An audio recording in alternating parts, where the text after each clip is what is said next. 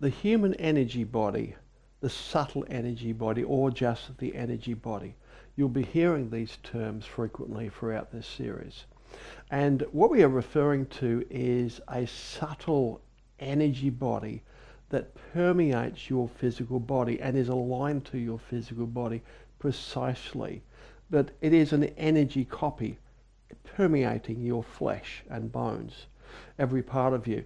And it is your energy body that contains the primary energy centers, that also called the chakras or psychic centers. Your energy body also contains all the conduits and connecting parts and energy organs, which make up your entire energy body, including meridians and junctions all over the skin and every part of your body, as used in traditional Chinese medicine, acupuncture, reflexology, and things like that. The major conduits, your arms and your legs, and the major chakras and the major channels through your body here.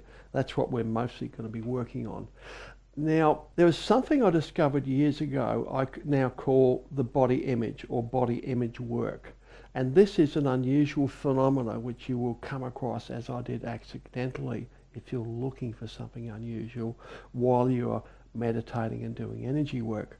And a simple demonstration of this is that if you pause the video in a moment and do this, close your eyes and relax just for a moment and gaze straight ahead in a relaxed way behind your closed eyelids. And with your eyes closed, spread your arms wide and rotate your wrists. Spread your fingers wide as well and rotate your wrists like this on both sides. And while you are gazing straight ahead in a relaxed way with your eyes closed, rotate your wrists and you will notice something. You will feel this action with your body awareness senses, but you will also see something moving there. You will see a pale movement where your hands are because you're rotating your wrists with your fingers wide. Now, don't look directly at it, although it won't hurt if you take a look each side while you're doing it. Have your eyes relaxed, gazing straight ahead, and just observe these movements with your peripheral vision. And you will find as you start to observe them, it gets clearer. You'll start to make out fingers on those hands that are moving to your sides, your body awareness hands, and then become more aware of the wrists and the forearms and the arms coming up to your shoulder, and you'll find you'll start to see more and more of this.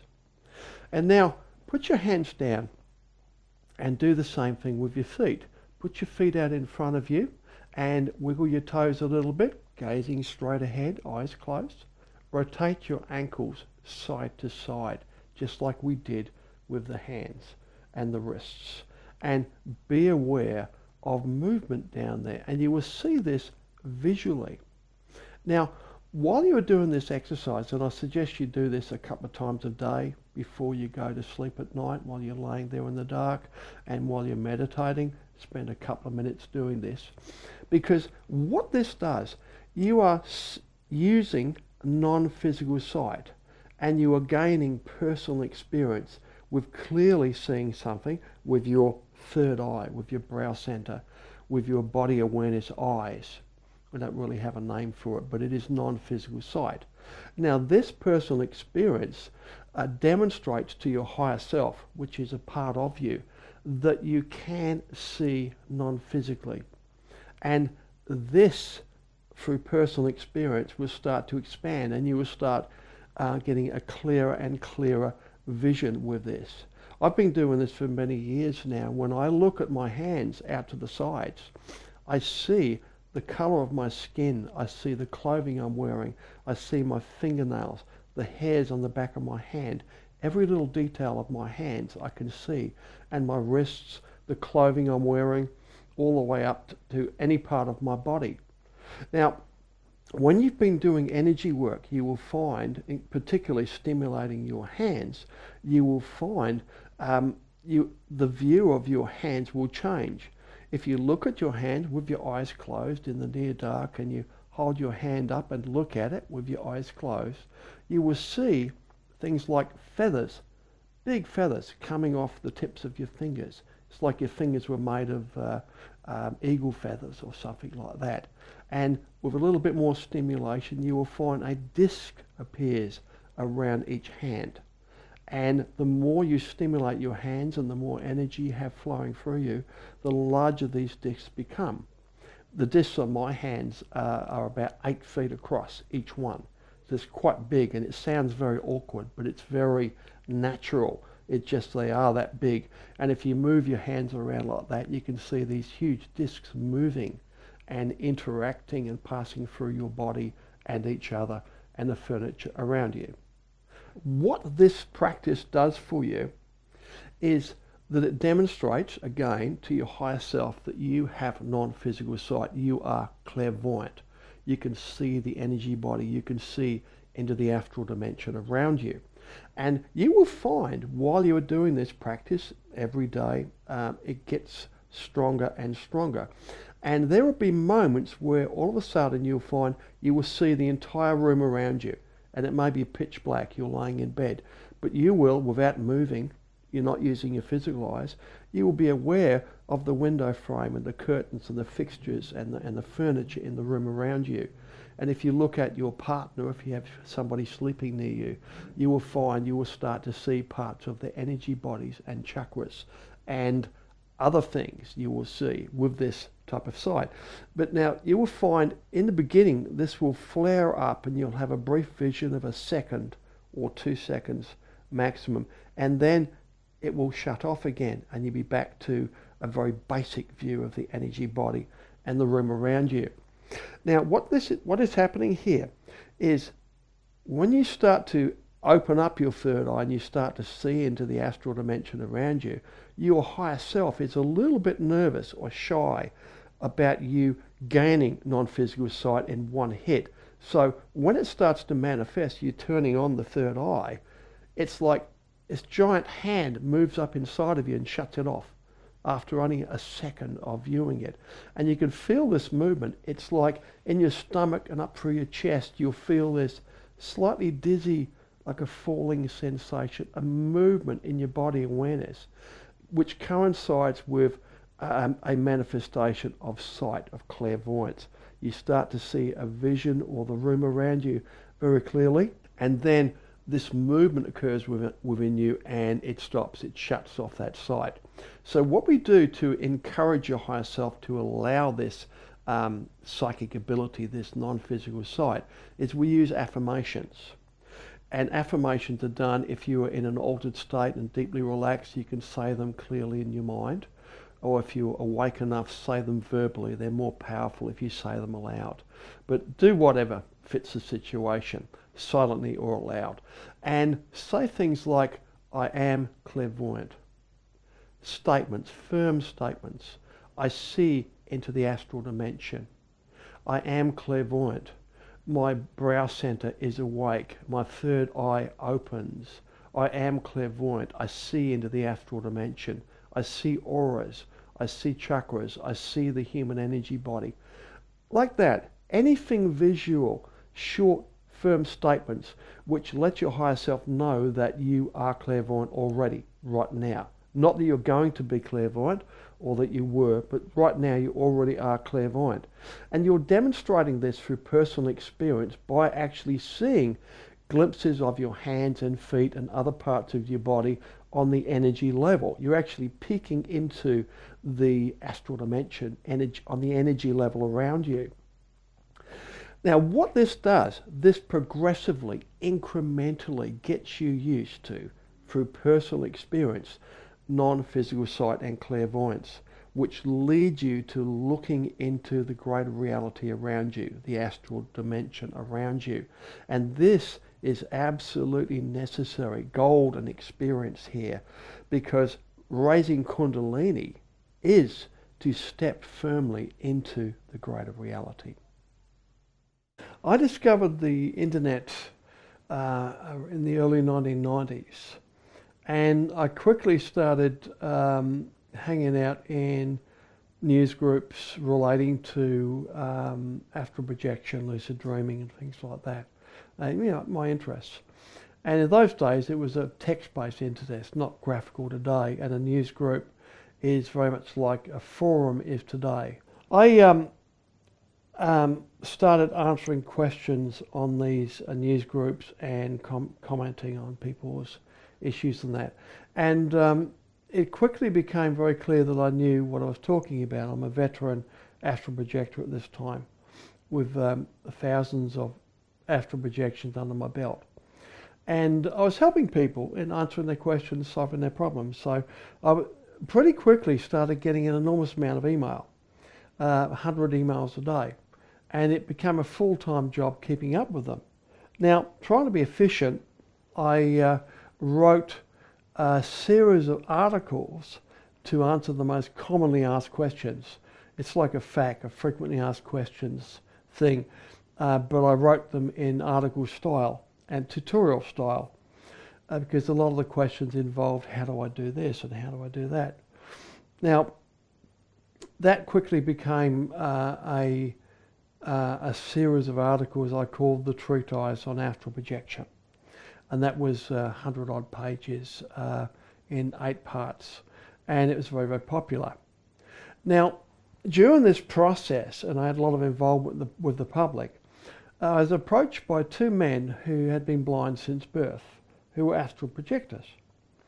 And they were completely unrelated, from different countries even. And being blind since birth, their problem was they could not visualize at all because they do not know what visual is. So they needed something else. Now, both of these people had had many spontaneous astral projections, and they perceived the astral directly, differently, in a non-sighted way. Now, they wanted a method where they could precipitate an astral projection exit on their own, like any other astral projection exit technique. Now, I thought about this for some weeks, and the idea came to me, dropped in my head, that the strongest sense I could work with would be the sense of touch, the sense of feel. And the idea came to me, dropped into my head again, that if these men could feel themselves climbing a rope, feeling it, not seeing it or visualizing it, but feeling it, imagining it, but with feeling, climbing a rope out of their body, that this would work.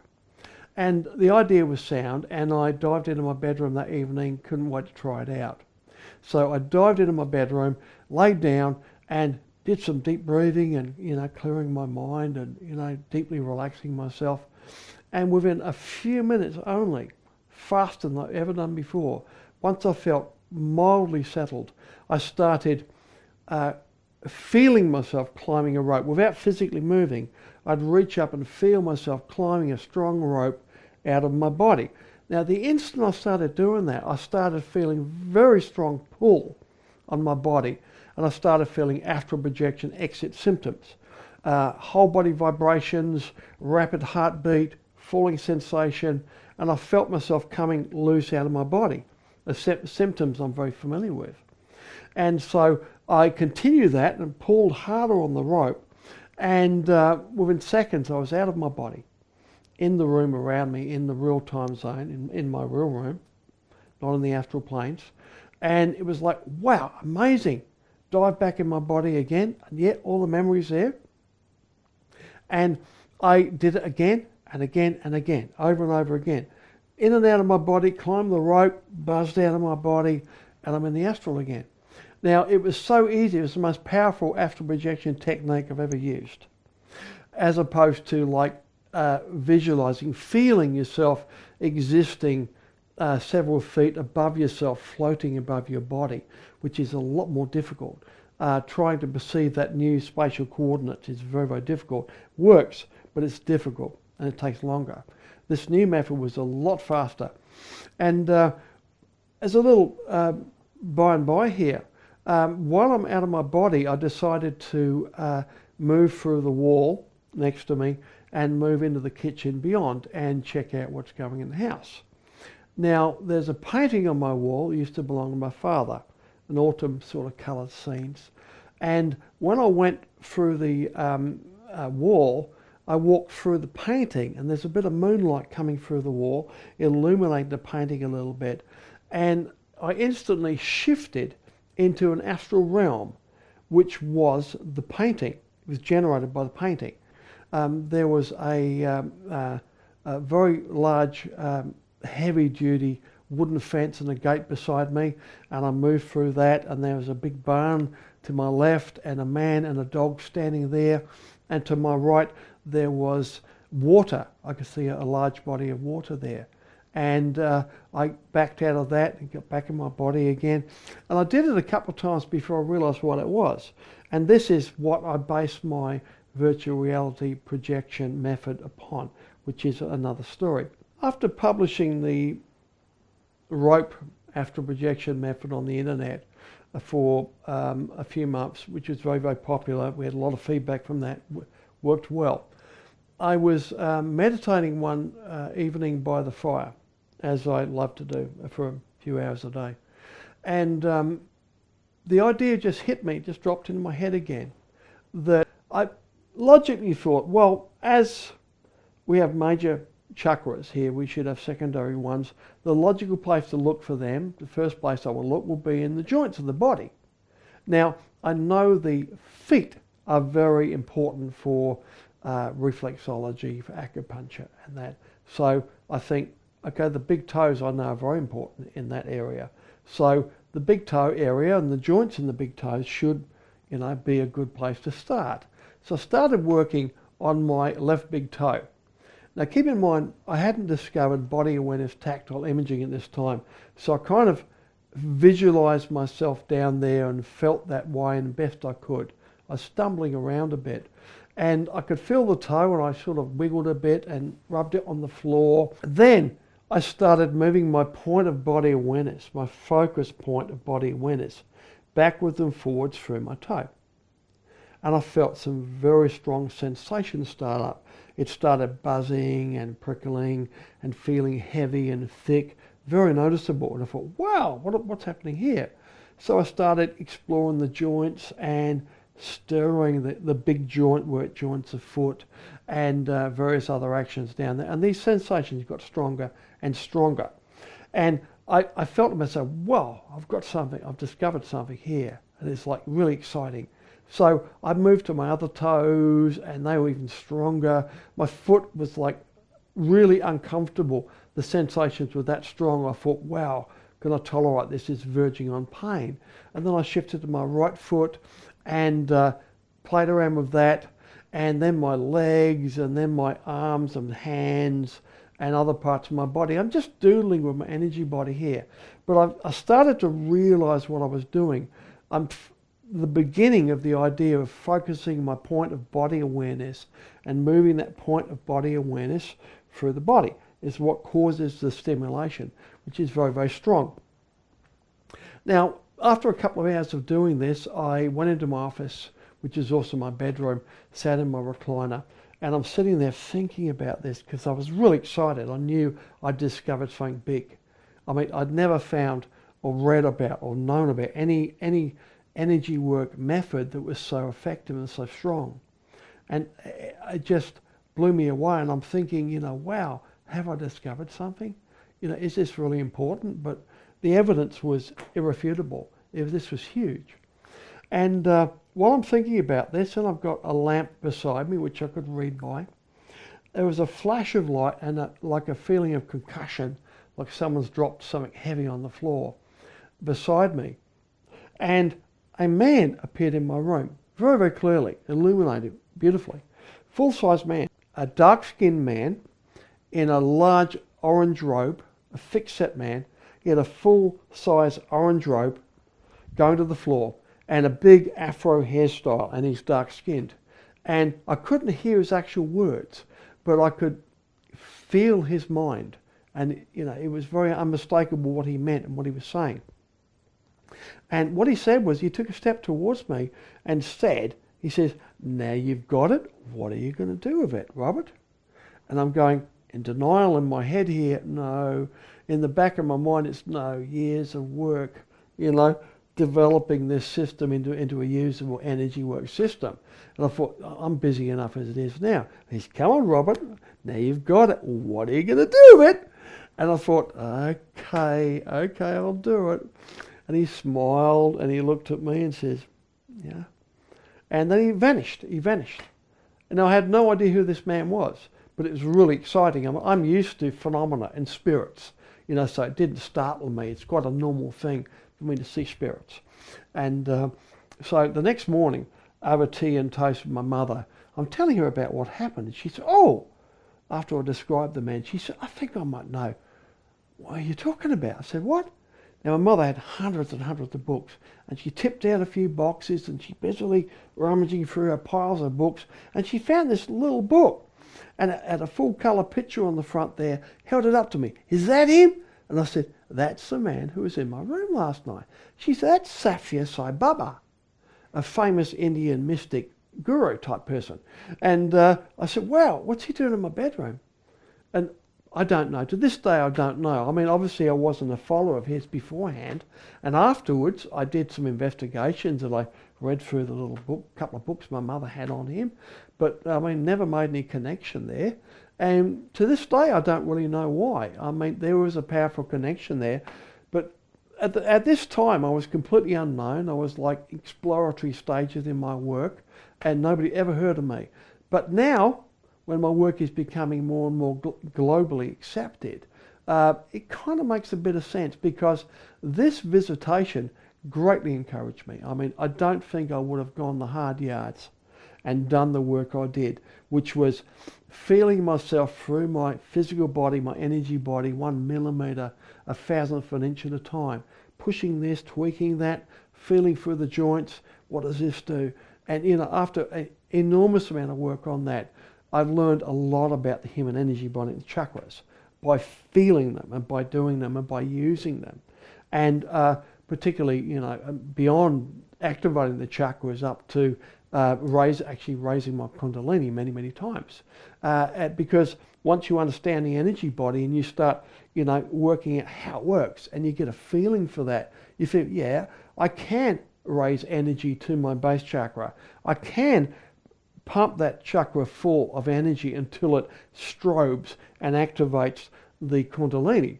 I can do this, I can do that, because you can come to grips with your energy body and the chakras and the energy you're raising with body awareness tactile imaging. My mission in the world today is to level the playing field for everybody so that everybody has the same start and progress in metaphysical spiritual abilities. Now, I started out by westernizing and reinventing some of the language and including creating some new terms. And I had to do that because my experience, my personal experience of doing it and working intensively with my energy body and its chakras, including out-of-body experience and Kundalini, was contradicted all the available knowledge. It's like all the things I was doing I shouldn't be able to do. Now, years later, I teach this now. I have lots of classes. I've taught thousands of people. I've written many books on this subject there, and the feedback I'm getting is the same as I'm getting from myself. This is approachable. I can manipulate my energy body. I can stimulate my chakras. I can raise energy. I can work on these abilities. And, clairvoyance, out-of-body experience, and even raising Kundalini. Now, my experience with Kundalini, for example, is completely, radically different from anything you'll find in any book anywhere. And I'm thinking to myself, well, I'm actually doing this. Now, the books are either right and I'm wrong, or I'm right and the books are wrong. And I've found that, working and teaching in this field, I am right and some of the books are wrong. And this goes back to what I call the propagation of error. Now, 150, 200 years ago, a lot of spiritual information was brought into the Western world through people like Madame Blavatsky and that. And a lot of it was translated from Eastern languages like Sanskrit. And one particular point here is when you translate a lot of these ancient Eastern mystical texts, the only word that we have in the Western language to approach what this probably means, body awareness, tactile imaging, what I teach, the only word we have to even come close to that is visualization. It's a visual word, and everything in the Western world is hence visualization based. Now, 75% of people cannot visualize properly. They do not see anything when they imagine something. Therefore, they feel they can't keep up with the exercises. Now, you'll find the teachers generally in the spiritual field, they do have some mind's eye vision ability. When they visualize a pink pyramid, they see a pink three-sided pyramid. Their students, 3/4 of those students don't see that because they're not visual. They can imagine it, but they don't see it. And because sighted terms are used a lot, I see this and I saw that, they feel like they can't keep up and they can't go along with the class. And they generally don't tell anybody. But the truth is, visualization is imagination. It is fantasy. The smallest child can they can imagine and fantasize perfectly, down to every hair on a person's head, and colours and scents and shapes and textures and tastes. Perfect imagination and fantasy. They may not see anything visually. Most people don't, but they can imagine them perfectly and fantasize perfectly. But most teachers today do have some kind of visual mind's eye ability, and therefore they just expect their students to have the same level of ability. And I've asked thousands of students these questions here, and the students, you have to ask them individually in private, because in a school, in a class setting there, not many people put their hands up because they don't want to appear to be defective or whatever it is. I don't see anything. If I'm defective, I can't keep up with it, because the teacher and a couple of other people do see things. Now, here's where the level the playing field here. When you understand this, that visualization is imagination, is fantasy, and when body awareness techniques come in and you start feeling your way through your body, raising energy, activating your chakras there, visual things are just a thing of the past, because this is far more powerful than visualization. Now again, my mission here is to level the playing field so that everybody can keep up with their exercise regardless of what tradition you use, whether you're doing Kundalini yoga, Qigong, Tai Chi, pranic healing, whatever you're doing. Realize that you don't have to see things. You can feel them, you can imagine them perfectly without visually seeing them. The visuals will come with the energy work. So my mission here is to counter 150 years of propagation of error, where a lot of books have gone astray with the wrong techniques, and applying my techniques to these traditions, whatever they are. If you apply my methods, you apply my energy work methods, tactile imaging, for example, body awareness work. If you are taking up, for example, Qigong or Tai Chi, normally if you practice these things and you practice them for an hour a day for a year, that's 365 hours, you will find that you will start to feel serious energy practicing those techniques.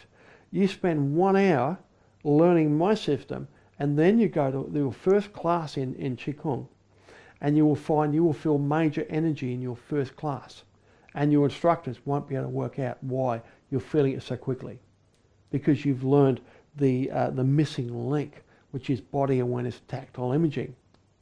So my mission here is to break this propagation of error, to get back to basics here, to get back to what works, and to allow people to approach metaphysics and spirituality with a lot more confidence and with much more effective and efficient methods. Visualization is not a visual ability. The problem with visualization, as it is commonly taught in the Western spiritual world, is that it is taught as a visual skill.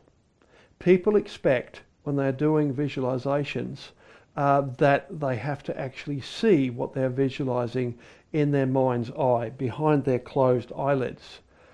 Now, the problem with this is that for 95% of people, visualization is not a visual ability. This problem with visualization started many decades ago with spiritual authors and spiritual teachers having mind's eye vision ability, so that when they visualize something, they actually see something behind their closed eyes in their mind's eye, in their third eye. And teaching this way, expecting, assuming that all of their students have this same ability. But the fact is that 95% of students do not have visual mind's eye ability.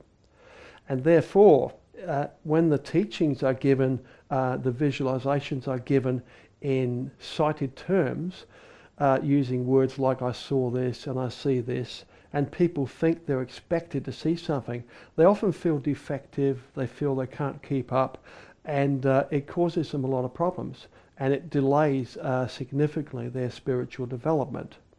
But the end of the story is visualization is not a mind's eye vision ability for 95% of people. Visualization is pure fantasy, pure imagination. Any child or adult of any age can fantasize or imagine perfectly. This ability is non-visual, but it is just as powerful as what is called visualization. It is just as detailed a level of perception, down to every leaf on a tree, every hair on a person's head. And with this ability, once you understand its power, non-visual imagination and non-visual fantasy, you can keep up with any spiritual exercise involving visualization. Visualization is imagination. Body awareness is my description for your inner sense of spatial coordination, spatial location of the parts of your body, which is quite accurate. For example, you know where every part of your body is at any one time. You know where every toe is, every finger is, every body part. For example, you can close your eyes and take your right index finger and reliably touch it to the tip of your nose. You could also reliably touch your left thumb. No matter where it is, you move your thumb up here, you know where it is in space. You have an inner sense of where your body parts are. Now, this inner sense is the foundation for my system for moving energy and for stimulating the human energy body. When you move your focal point of body awareness through the flesh of your body, say from your left thumb to your left elbow, backward and forwards, you stimulate the nerves in your flesh. Then that causes a lot of bioelectrical activity there. Now, beneath the surface of your flesh, this action also stimulates your energy body.